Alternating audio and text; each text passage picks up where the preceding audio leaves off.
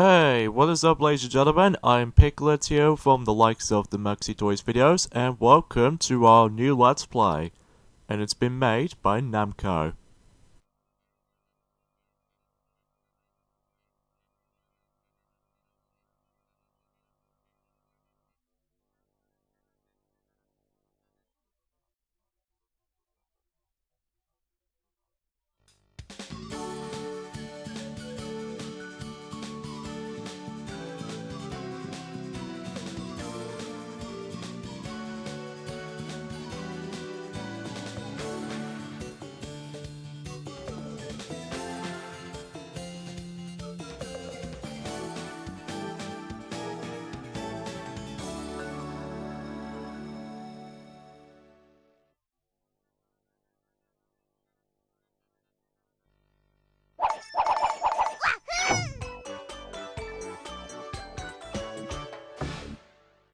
Oh man, I really love that jingle at the very end of this particular title sequence. So yes, ladies and gentlemen, welcome to our brand new Let's Play for our YouTube channel, and this time around though, alongside with Pac-Man World 1, which did already happen yesterday, that Duffy is going to be doing with that game.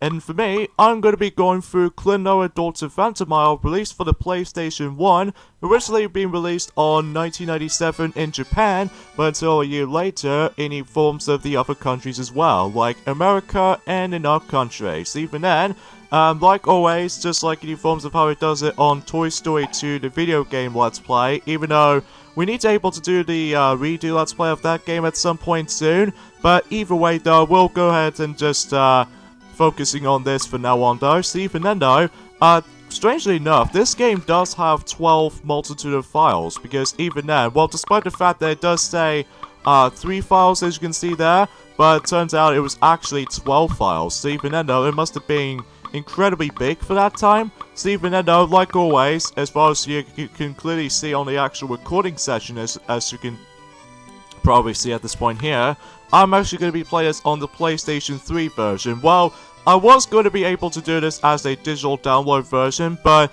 it runs like crap, because even then, the music is out of sync, and especially noticeable that game, or at least if you ever play this on a digital download version, it runs like slow. Even much more slower than Sonic the Hedgehog on 50Hz mode, because yes, if you couldn't tell already, because even then though, I actually got the physical version of the game, so just in case we can able to do a proper Let's Play of this game, so even then though, and yeah, that's as far as I can go for this point. So even then though, there's my name on the actual top of the actual file, and even then though, you only have to put place in 8 letters, so even then though, yeah, let's get this thing to it with Klonoa Daughter Phantomile for the PlayStation 1, or PS1 for short. Klonoa Daughter Phantomile.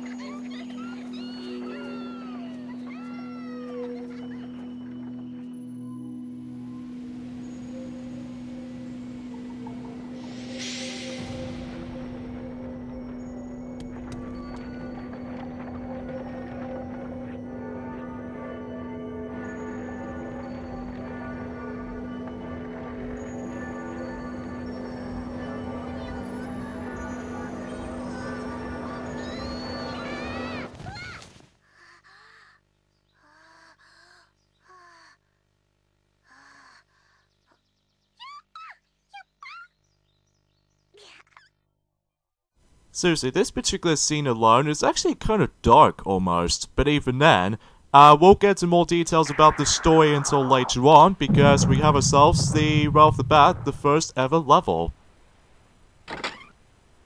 What? What's that? It's from Bell Hill. Sounds like something crashed. It's just like my dream. Let's go, Klonoa.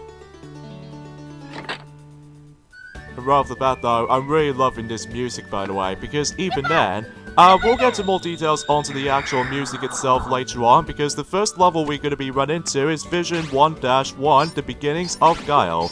So even then though, this is how Klonoa Daughter Phantomile works. It's like a 2D platformer, but just like in other PlayStation 1 games like Disney's action game featuring Hercules, some visuals actually represented from 2D sprites, but most of the time the actual level environment is actually like 2.5D visual style, because even then, even some elements they are entirely in 3D, because even then, I think to me though, this is a pretty cool representation about the fact that, well, this wasn't the first time I've ever experienced Klonoa, no, because that was actually honor goes to, well, honestly, my very first Klonoa game I've ever owned, and that was the forms of the, well, this game did also came out, as I said before, on the PlayStation 3 downloadable version of the game, but, unfortunately for our PAL regions, specifically in our country at the moment, well, unfortunately though, it runs like crap on the digital download version because, well, it runs like pretty slow and the music is out of sync, including some voice acting here and there as well, and, that's as far as I can go. And even then, thankfully though, I did manage to got the PSP downloadable version of this that I can able to play on the go. And plus I did manage to practice this on my own time as well. So just in case I can able to actually get used to how the actual main mechanics works of how this game actually represents. So I cannot even believe that this game is pretty much, well, I would say at this point in time, it's now 21 years old, specifically in Japan's release, but until when it gets to next month or so, it will be 21 years old in our country versions. Halt! Who goes there? Here, up here. How dare you go through my tower without even saying hello? Hold it right there. Hey kid, you shouldn't come sneaking around here. Oops, I'm sorry. Apology accepted. I am Blue, the Mason. So, have you looked at my beautiful Levis outside? It's my masterpiece. Levis? Don't know her, huh? She's a legendary diva who sings the Song of Rebirth. Nope, I did not know that.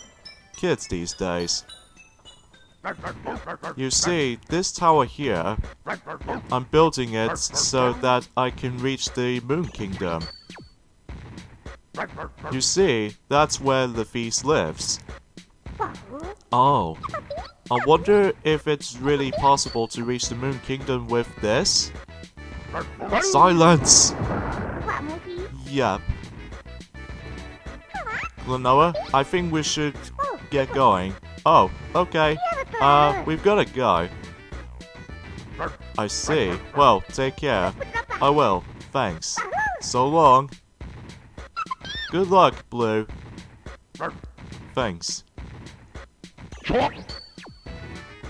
He goes this very ridiculously super long jump, just like in the forms of how he does in Luigi from Super Mario Bros. 2, aka Super Mario USA, for those who lived in Japan. So, but I digress. Not only does this game came out also on the PlayStation 3 and PSP and PlayStation Vita as a downloadable version of the game, it also did manage to came out on the Nintendo Wii by the actual remakes. Even then, yeah, that's as far as I can really go for that part. And I think Klonoa from the Nintendo Wii is my very first Klonoa game I've ever played, even though I didn't exactly got the PlayStation 1 version back in the day, because out of all the PlayStation 1 games, specifically for most of the other countries, except for Japan, because Japan got it very, very commonly, especially how the fact that it gets really, really cheaper when it comes to the actual price tag. But when it comes to, like, America, and especially noticeable with, the European countries as well, this game is easily the most expensive PlayStation 1 game they've ever going to be able to solo release. I have no idea what that is. Is it because of how the fact that this game didn't sadly sell that well? Or maybe it's because of difference, because even then, I haven't really played that much of Klonoa for quite a while now, because even then, because as you can tell, how the fact that Klonoa hasn't been out for quite a long time actually, ever since about a decade ago, since Klonoa for the Nintendo Wii as a remake of Klonoa Daughter Phantomile, because even then, although I'll explain more details onto that whenever we get to the next level, because as you can tell, the main purpose of this particular game here, in order to actually reach to the very end of the level, as you can see right there, is the fact that, well, this game might be entirely linear, for those of you who may be curious about this, and even then though, as you can see, we actually got the citizens of the actual world map here, because even then, in order to actually get every single citizens, most notably 6 of them, as you can tell, there are, they actually, well, it's hard to explain, because even then, again, it's been a long time since I actually played this game since then, so here we go, on to Vision 1-2, the Devea and the Dark Spirit. So even then, usually it takes place in an underground theme level almost, but even then, yeah. So yeah, in order to actually get the every single citizens of the actual world map, is the fact that we need to collect those little shape-like objects, which I don't exactly know what they are, but even then, because again, it's been a long time since I actually played Klonoa, not only for the PlayStation 1, but it's also on the Nintendo Wii version, because even then I was busy playing something else. So generally speaking, I do apologize for that little description errors. So, but yeah, there are 6 of them in total. In order to actually get 100% in this game, well, you must be sure you need to collect all of them. So even then though, some of them are very easy to able to spot.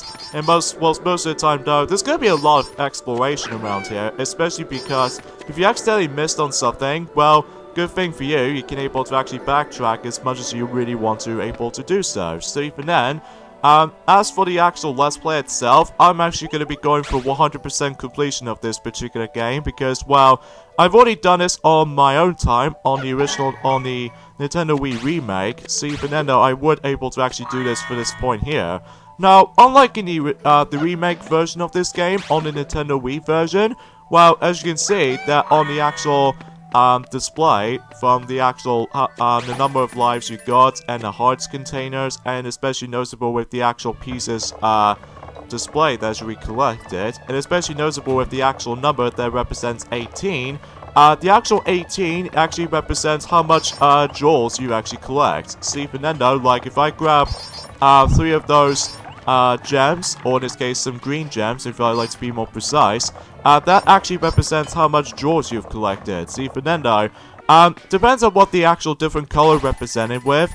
Sometimes you either get slightly more than that, and especially noticeable with the actual fairy itself, it actually gives you a double the amount of jewels you're going to be collected. And just like in the forms of the coins from the Super Mario series, and especially noticeable with the rings from Sonic the Hedgehog, if you collect 100 of them, then obviously just like before, it gives you like an extra life. So even then though, this game, as far as this game is particular, even with the remake itself as well, this game is super generous with you when it comes to giving you extra lives, because even then, there are so many gems to able to collect from, because even then though, sometimes they are very easy to spot, and especially noticeable how the fact that you can able to actually grab them with no simple, like, you know, some things involved around here. So, yeah, this is a really cool idea about the forms of how this game actually plays out. But even then though, since I actually got this version of this game recently, specifically the physical version, well, I did manage to originally got this in 2014 as a digital download version on my PlayStation 3.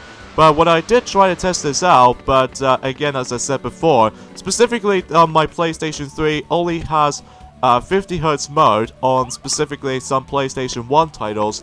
Oh my god, it runs like crap basically, just like in Sonic the Hedgehog 1, back in during the likes of in the 50Hz mode, specifically not only for the Mega Drive I realized, but it's also on the Master System as well, which I did not believe I did not expect it for that time. So even then though, thankfully though, it runs like very good. Even though despite the fact that this is still on 50 Hz, but even then though, it runs so much better than the likes of the digital download version, at least to me though anyway. Well, I did manage to originally try to do this on the original PlayStation 1 console, but most of the time it runs very good, but sometimes the actual music sometimes stutters a little bit. Mind you, because of how the fact that my disc of Klonoa Daughter Phantomile wasn't exactly great, but even then though, that it runs super good, even on the PlayStation 3. So even then though, when it comes to on my PlayStation 1, or PS1 for short, as I said before, sometimes my music and gameplay is sometimes stutters, whilst most of the time on the FMV sequences, in this case full motion video, as what it's known for that particular point anyway, sometimes it actually did stutters a little bit, just because of, again, some scratches off my disc. So even then though, I must admit though right away, that it might usually happens these days. So anyways, I haven't really explained about the controls quickly, because even then, I was busy talking about the actual history of Klonoa, basically. So, not digress. So, controls-wise for Klonoa, it's basically self-explanatory. Basically, you use the directional pad to move around. Specifically, you know, up. Well, usually up you can able to actually entering doors and stuff, you know, just like in the forms of how it does in Super Mario Bros. 3 and stuff like that, and even Super Mario World. And, also, you can able to press left or right to able to move Klonoa in between each different perspectives. Because even then, I really love how the fact that this game actually like does this really cool dynamic with the like 2.5D perspectives, as you can see there.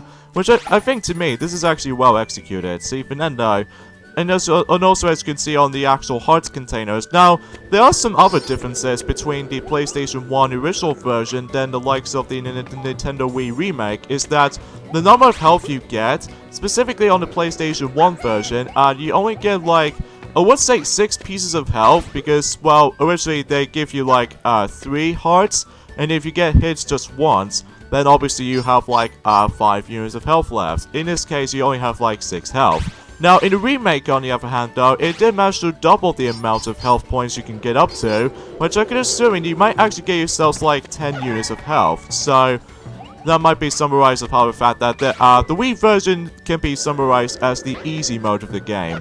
Well, at least in terms of the actual Klonoa Daughter Phantomile, because this original version of the game is actually a little bit more difficult than the likes of how it does it on the remake. But even then, I just want to classify for this particular points very quickly.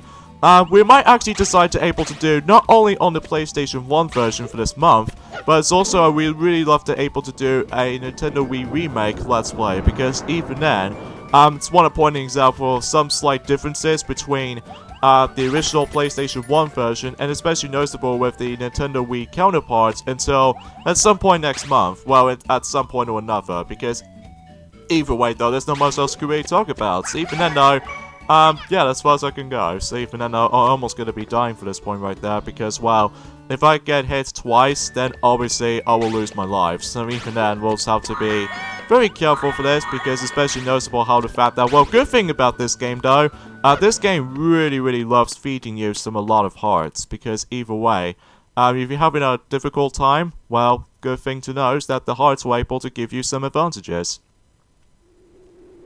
We finally reached the Bell Hill. Shh. Yes, it is Levis, for sure. Well done, Joker. I'm honored, Guardius, your darkness. Levis? It's the Devia we heard about. A Devia? I can't allow you to save the world with your silly Song of Rebirth. There's no need to rebirth. I shall re-imprison you in darkness and destroy the world. Ha ha ha ha ha ha ha. Hee hee hee hee hee.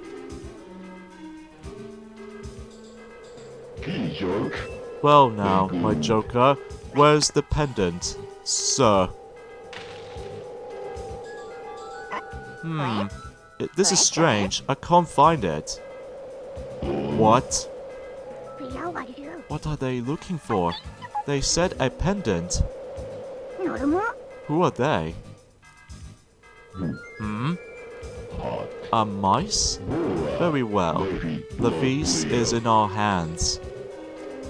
Joker, I'm counting on you to take care of the rest. Yes, sir. What are they up to? And it turns out they're trying to take the feast away. And he got away in the process. Come out, my little micey. I guess we have no choice. Yeah. Tisk tisk, I see that we have little puny mice here. Well then, I have to deal with you. Who are you? Oh my? Kids these days don't have manners. Too bad. I'm going to have to punish you now.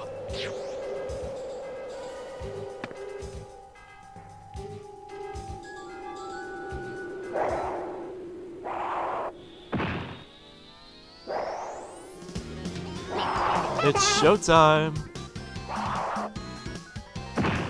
Oh, my dear Lango, what's your behind?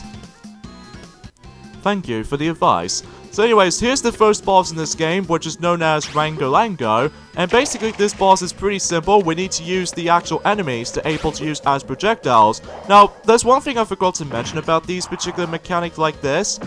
You can able to actually use it in a multitude of ways. You can either throw them as the projectiles, as you can see on Lango. And basically this entire boss fight is very simple. We need to able to throw him at its back, which according to Joker's advice, then, well, it makes this a total easy boss fight. So even though, well, you need to pay attention to this whatsoever, because even though sometimes he actually decides to able to perform some shockwave attack, and once he jumps high enough and just aim it to its back, and that's how you deal the damage. So even though, pretty simple, self-explanatory boss fight as I said before, so even though there's not much else to the challenge to it. But until later on though, anyway, this is where the game starts to get pretty difficult later on. But even though, then you can also use the actual projectile enemies to able to actually perform a double jump almost, because if you can see, for about a few seconds ago, I did manage to able to use the X button. X button is to use to jump, and then in order to actually use the actual ring power attack, which I don't exactly sure what that thing is called, is that you can either use the circle button or the square button. Eek! Just you wait, I won't forget this. Hey, something fell. A pendant? The feast, and then a moon-shaped pendant. Let's ask Grandpa all about this. Okay. Ah, Klonoa, you've really done it this time. What have I done? This is a crest of the Moon Kingdom. The Moon Kingdom? Uh-huh. It's a mystical kingdom they speak in the legends. Klonoa? What about that guy in the tower? That's right. Hey Grandpa, who is there really, is there really a Moon Kingdom? Perhaps there is, but then again maybe not. Well, I'm worried about that Gaida's character who kidnaps the girl. Either way, we need to take matters into our own hands now. Klonoa, tell Forlork, Forest's granny about this. Okay, I'm on my way.